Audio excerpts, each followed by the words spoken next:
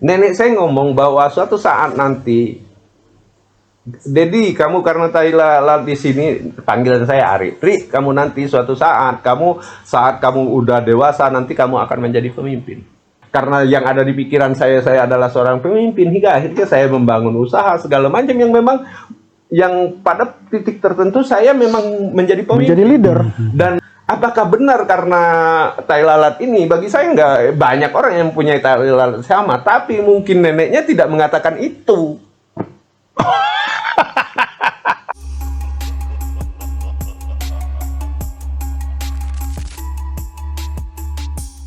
Kawan-kawan, jumpa lagi bersama saya Indi Sujawe dan Dedi Hariko di Spiritual Indonesia. Ded, tadi ada kawan elu dari Bengkulu juga, yang kebetulan bapak dari kru kita nih, salah seorang kru kita di sini nih. Dari kemarin dia memang mau nelpon gue itu, dia kebetulan karena kemarin juga gue nggak megang HP dan gue silence, jadi nggak sempat lah gue gue angkat. Nah kebetulan tadi di sini gue angkat, ada lu juga. Sebetulnya pertanyaannya sepele sih, pertanyaannya sering ditanyakan oleh teman-teman yang lain ya, kawan-kawan yang lain tuh sering menanyakan tentang ini, tentang spiritual itu apaan sih? Karena selama ini dia sering mendengar dari apa katanya tadi Buya, ya dari beberapa sumber lah. Dari beberapa sumber yang kebetulan juga dia bikin channel tertentu tentang itu, dan kemudian mengambil kesimpulan tentang spiritual mungkin ya, yang kemudian membingungkan. Bukan hanya sebetulnya bukan kejadian ini bukan hanya pada dirinya seorang, tapi banyak kawan-kawan kita di luar sana yang membingungkan tentang spiritualnya. Artinya dia membentuk spiritual sendiri, Dad. Kemudian diletakkan tinggi di atas langit, ini sering gue bilang kan. Lalu dia bingung sendiri bagaimana cara meraihnya. Nah, jadi pertanyaan umumnya begitu, Dad. Spiritual itu apaan sih? Nah, coba kita bahas ini dulu untuk kawan-kawan kita yang di luaran sana masih bingung tentang spiritual, Dad. Gimana, Dad? Masih galau, Dad. Ya prinsipnya sebenarnya begini loh. Saya juga sebenarnya udah males ngomong spiritual. Mungkin beberapa tahun belakangan ini. Biasanya dulu saya suka bicara spiritual, menulis tentang spiritual. Bahkan di media sosial saya salah satu yang aktif berbicara tentang spiritual. Hingga pada titik tertentu spiritual itu sendiri sebenarnya buah dari pikiran manusia. Manusia ini kan kebiasaannya kan berpikir. Ya. Inilah cikal bakal timbulnya spiritual itu.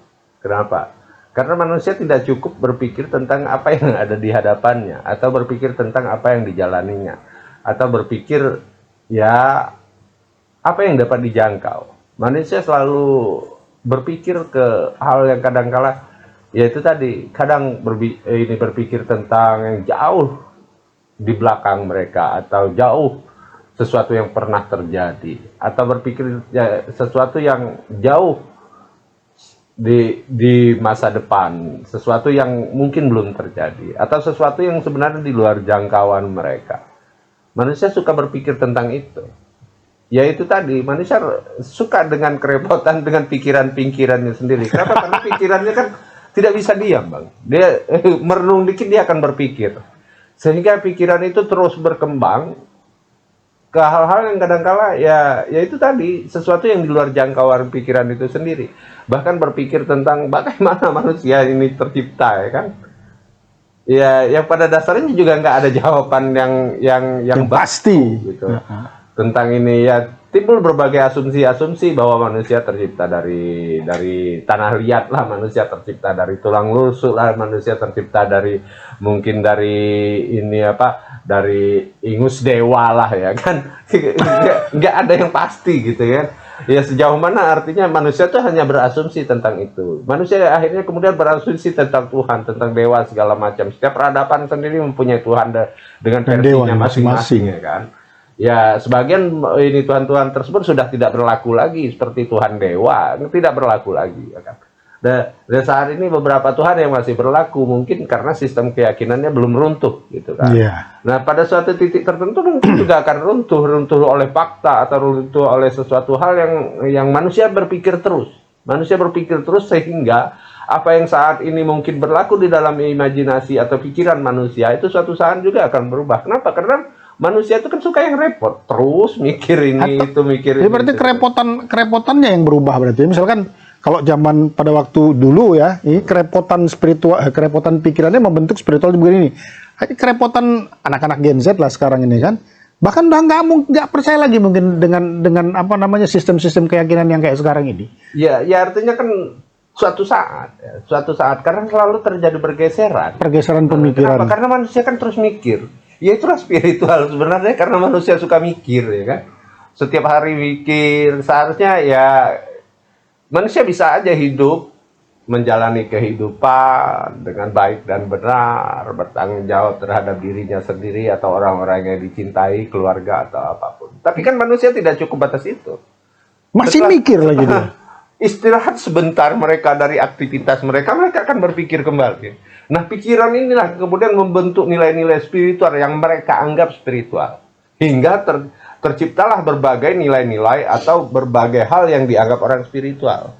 Ada yang berpikir bahwa spiritual itu ya menyembah Tuhan. Ada yang berpikir bahwa spiritual itu malah kan ini artinya sebuah kesadaran sehingga menjauhkan diri dari Tuhan. Ada yang berpikir bahwa spiritual ya ketika mereka udah mencapai titik agnostik atau ateis segala macam. Kenapa? Karena mereka terus akan berpikir. Gen Z saat ini akan merubah lagi pikiran-pikiran itu. Suatu saat mungkin yang saat ini masih diyakini pun akan runtuh pada waktunya.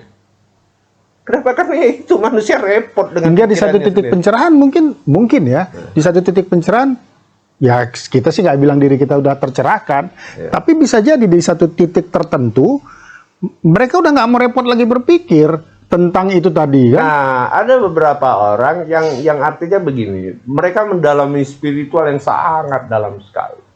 Saya ketemu banyak orang, artinya yang saya anggap telah berspiritual lah, yang sangat dalam berspiritual. Akhirnya mereka sendiri kecapean sendiri, Bang. Iya, kecapean sendiri. Pada titik mereka kecapean sendiri, mereka juga sendiri udah malas berbicara tentang spiritual. Maka timbul ya berbagai guyonan-guyonan, ya kan? Ya mungkin beberapa tokoh-tokoh seperti Gus Dur sendiri akhirnya terlihat seperti bercanda ketika berbicara spiritual. Kenapa? Karena udah capek. Nggak ada ujungnya juga. Kenapa? Ya memang tidak ada ujung. Pikiran ini tidak akan pernah ada ujungnya sebelum kita sendiri menghentikannya. Gitu loh. Kalau kita belum menghentikannya, kita akan terus berpikir. Dan setiap pikiran itu akan menimbulkan asumsi-asumsi. Kenapa? Karena spiritual itu membahas sesuatu di luar apa yang bisa kita raba atau kita tangkap melalui panca indera kita. Nah, permasalahan ini kan begini, Den. Untuk orang kebanyakan, untuk bisa mencapai di titik seperti pemikirannya Gus Dur misalkan, pemikirannya lo, pemikirannya gua, pemikiran kawan-kawan yang lain, atau pemikiran seperti Mas Leo, itu butuh waktu panjang. Mereka butuh bentuk yang menggulang-gulung pikiran mereka hingga mereka bisa sadar bahwa apa yang mereka pikirin itu sebenarnya tidak penting. Nah, inilah yang kita bahas kemarin itu kan, bagaimana kita membuat menjadi suatu seni untuk membawa jiwa mereka, memotivasi mereka menjadi lebih baik. Ya itu tadi seharusnya spiritual itu kalau menurut konsep Bang Indi, bahwa orang berspiritual seharusnya ada faktor yang membuat diri mereka bisa menjadi lebih baik dari sebelumnya. Itu konsepnya. Ya sebagian besar juga tidak juga begitu. Akhirnya mereka direpotkan oleh spiritual itu sendiri.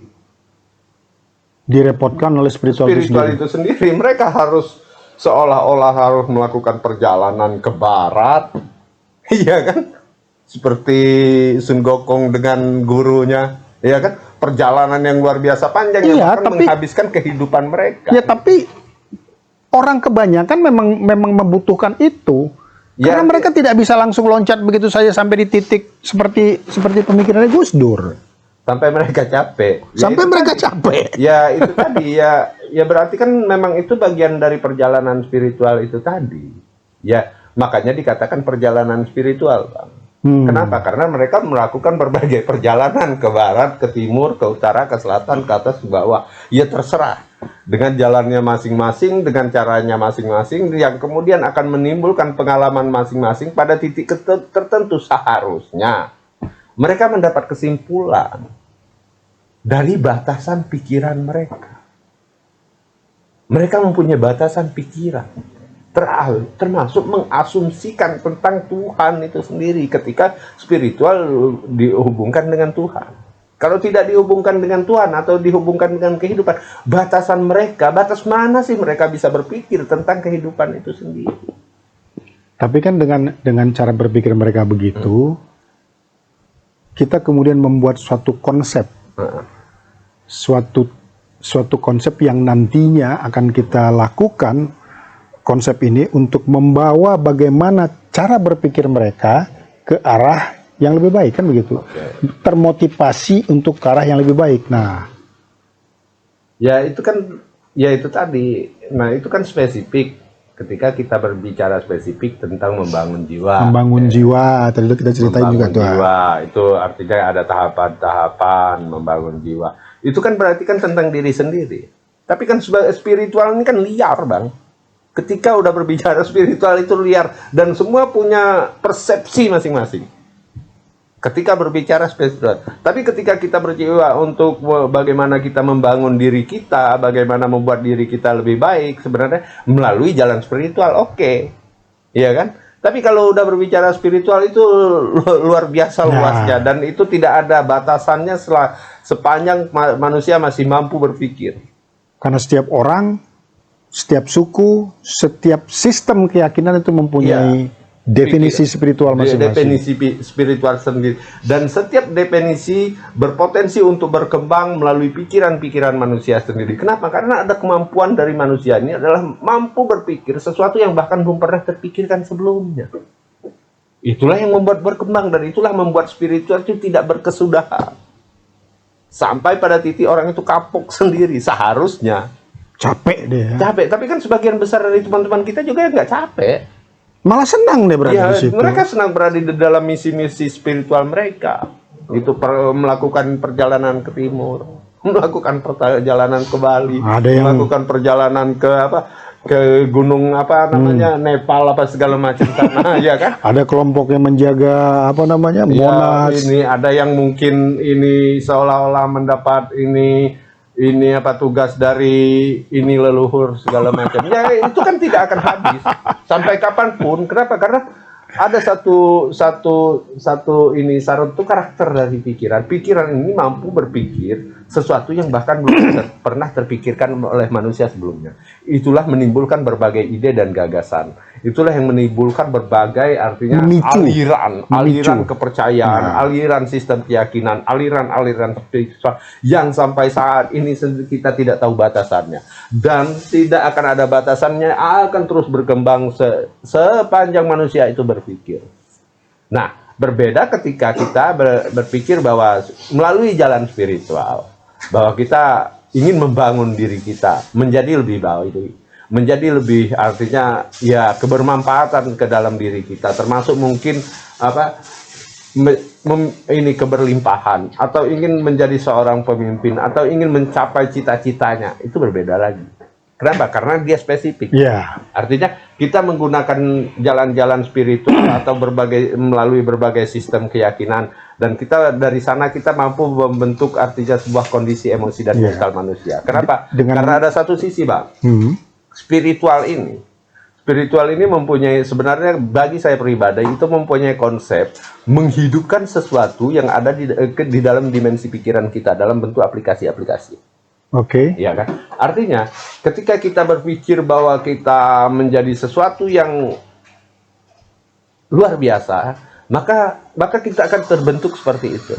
Ketika kita menghidupkan sesuatu yang ada di dalam dimensi pikiran kita, sebagai apa kita, sehingga kita berada pada titik berpikir dan merasa sebagai sesuatu. Nah, sebagai sesuatu itu yang kemudian teraplikasi dalam kehidupan kita. Konsep ini nanti yang kita bikin kan? Ya, ini salah satu konsep yang kita bikin, dan kita saat ini Sudah beberapa kali, termasuk kita di Anyer ya. Di Anyer kita melakukan satu semacam eksperimen lah untuk ini, ketika berada dalam kondisi sakral, kita membuka portal gaib, dan bagaimana momen tersebut kita manfaatkan untuk membentuk sebuah kondisi baru pada manusia. Kondisi emosi yang baru, mengupgrade-nya. Yang saat ini kan ada 2 orang nih, yang dari sekian banyak orang yang kita pilih menjadi salah satu ini bahan eksperimen, atau objek yang kita eksperimen terapi, salah satu, dan satu lagi siapa Bang Din. Bang Din ya, Bang Din.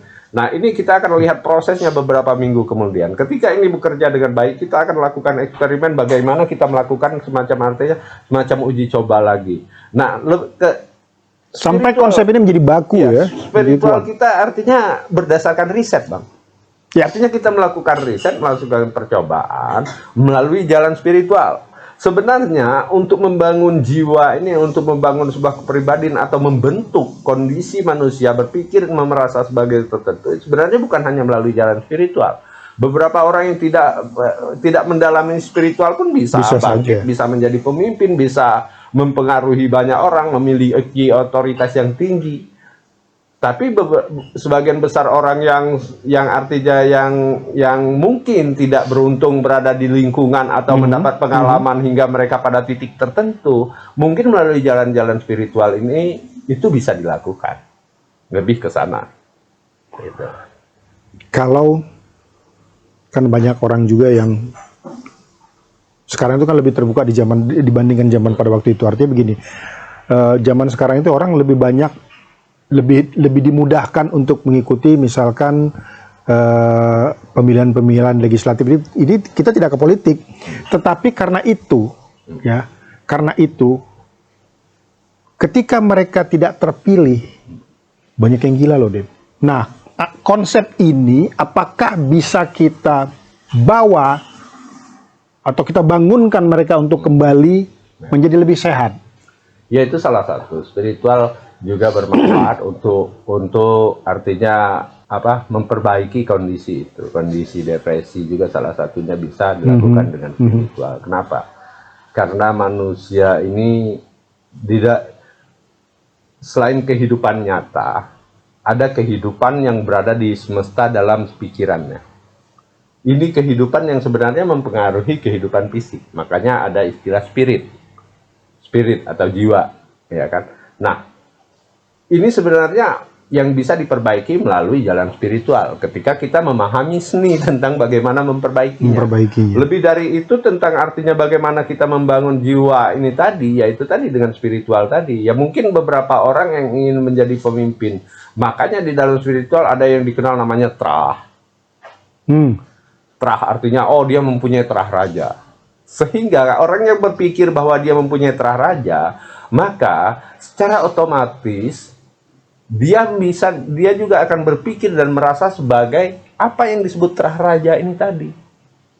Kondisi sebagai terah raja ini membuat dia bertingkah atau perilaku, intonasi nada bicara, gaya dia atau gerak tubuh dia, sorot mata dia, sebagaimana asumsi dia terhadap terah karakternya karakter berubah. Nah, ini juga sebenarnya yang artinya yang membentuk manusia soal stigma, Bang. Sebenarnya cara kerjanya sama saja. Ya, ketika orang stigmanya seperti ini, dia akan berpikir dan merasa seperti itu. Dan secara otomatis, secara visual atau apa yang dapat dilihat oleh manusia juga akan seperti itu, teraplikasi seperti itu. Artinya ada sebuah kondisi di dalam diri manusia. Kondisi ini yang mempengaruhi gerak tubuh dia, intonasi nada bicara dia, sorot mata dia, dan segala hal yang mungkin perilaku dia dan segala termasuk orang yang merasa dirinya hamba sahaya, rakyat biasa. Ya, begitu. Ketika berhadapan dengan raja kan begitu. Begitu. Ya, itu tadi kembalikan kita pernah berbicara tentang stigma seperti kasta. Kasta di India kasta sana itu kan serem sekali, Bang. Iya kan? Coba kalau kasta itu berada di Indonesia juga akan seperti itu, berlaku seperti itu. Ada orang yang berpikir dan merasa dia sebagai budak. Zaman dulu orang yang artinya stigma Buddha itu berlaku. orang di posisi sebagai Buddha itu berpikir dan merasa bahwa memang dia harus begitu, sehingga dia tidak merasa berat menjalani kehidupan sebagai Buddha.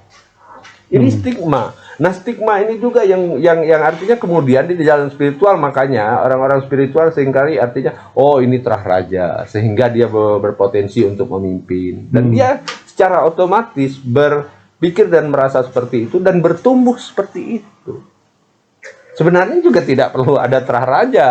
Beberapa orang yang tanpa terah raja pun ketika ada informasi lain atau ada sesuatu yang membuat dia mampu berpikir dan merasa seperti itu juga akan bertumbuh seperti itu. Seni spiritual itu kan sebenarnya perginya ke sana, tentang bagaimana akhirnya membuat orang berpikir dan merasa ini tadi.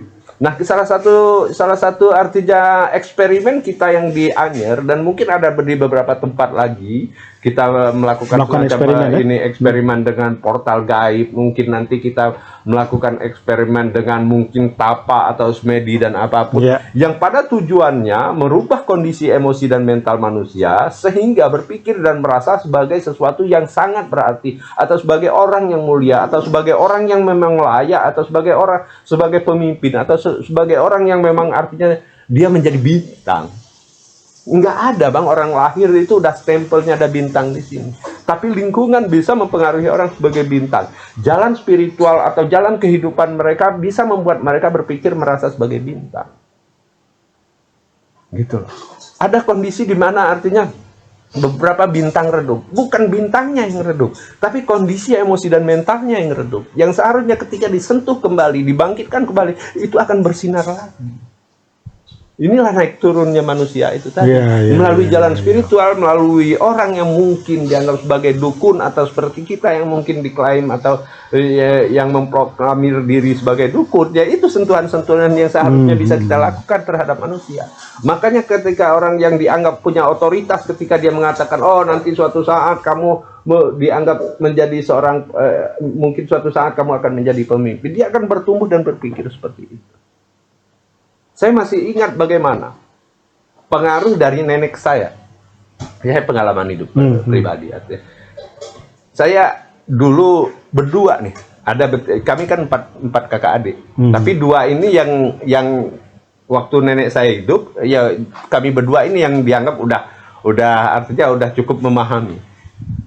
Kami mempunyai tanda masing-masing tai lalat. Ya kan? Saya ditelunjuk ini masih ada. Adik saya yang satu lagi di sini.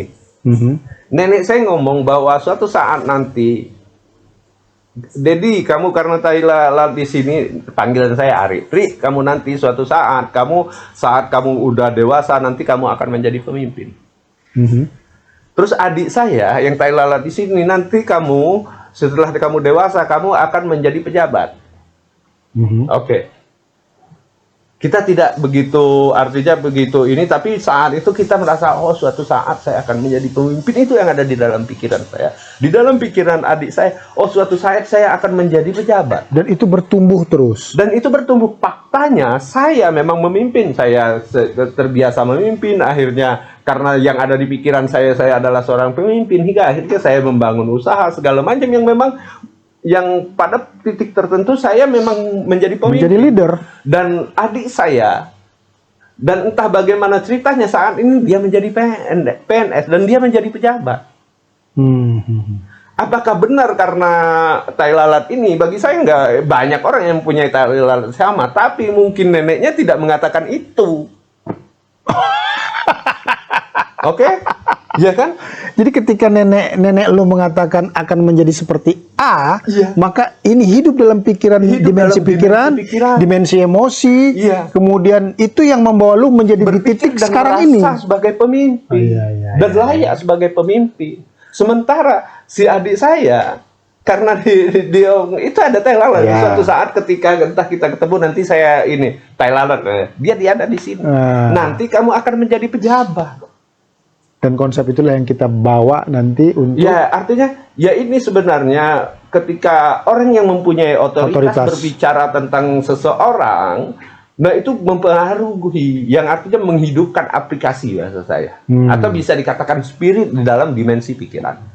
Nah, inilah seni yang sebenarnya yang akan kita bawa mungkin dalam kelas kita nanti, dan kita masih, kenapa kelasnya belum dimulai, karena kita melakukan beberapa eksperimen, dan eksperimen ini artinya kita ingin memastikan bahwa teknik atau strategi atau entah apa namanya Untuk memperkuat berhasil. konsep lah, untuk memperkuat Ya, konsep artinya tadi. harus terbukti berhasil. Kenapa? Karena ketika kita mempunyai teknik yang terbukti berhasil, itu mungkin akan lebih baik gitu. Makanya kita belum buru-buru buka kelas karena kita ada beberapa eksperimen yang masih Yang harus menunggu kita- proses ya. pembuktian. Nah itu Bang. Oke, kawan-kawan, ditunggu nanti tanggal mainnya karena suatu ketika nanti pasti kita akan membuka pelatihan yang sudah konsepnya sudah matang kita bikin. Oke ya, Dan mungkin akan dipercepat. mungkin akan dipercepat. Karena udah nggak sabar juga melihat pertumbuhan ini, artinya orang di luaran sana dan kita bagian dari proses pertumbuhan tersebut, dan juga tidak sabar melihat bagaimana kita memberi sentuhan terhadap orang-orang yang mungkin kehilangan harapan, dan bagaimana mereka bisa bertumbuh sebagai bintang atau bisa bertumbuh sebagai seorang pemimpin, bisa bertumbuh sebagai Iya. apapun melalui sentuhan-sentuhan ini. Kita artinya saat ini dunia, bagi saya melihat Indonesia mengalami perkembangan yang cukup pesat. Ada beberapa artinya simbol-simbol yang memicu itu. Artinya tentang Indonesia emas dan lain-lain, tentang bagaimana misalnya seperti gerakan pemerintah yang membuat mercusuar yang mempengaruhi kondisi emosi dan mental rasa percaya diri itu masyarakat Indonesia. Yang sebagian besar beberapa masyarakat di Indonesia yang tidak mendapat sentuhan itu, tidak tersentuh dengan fenomena itu. Artinya saat ini ada begitu banyak manusia di Indonesia yang tersentuh oleh situasi kondisi Indonesia yang melalui kemajuan yang cukup besar, dan yang kemudian memunculkan berbagai bintang-bintang baru atau berbagai pemimpin-pemimpin baru, berbagai pemikiran-pemikiran baru, sehingga menimbulkan artinya prestasi-prestasi yang luar biasa. Tapi tidak semua mendapat sentuhan, tidak semua tersentuh oleh fenomena ini. Nah, kita berharap ada beberapa orang yang tidak terjangkau oleh berbagai fenomena yang terjadi atau simbol-simbol yang terjadi di Indonesia. Kita akan melakukan sentuhan-sentuhan melalui jalan spiritual dengan konsep kita sebagaimana yang telah kita bicarakan ini tadi. Dari kemarin kita bicara kemarin artinya sampai sekarang. bahkan saat dimulainya YouTube Spiritual Indonesia. Ya, kita Karena sudah bicarakan ini. Ini sepanjang YouTube Spiritual Indonesia ini nanti ada titik di mana ada sesuatu hal yang ingin kita lakukan terhadap seluruh masyarakat Indonesia, terhadap cara berspiritual manusia Indonesia yang baru. Ya. Itu, Bang. Oke, tunggu saja tanggal mainnya, suung sajalah. Gue nungguin itu tuh keluar.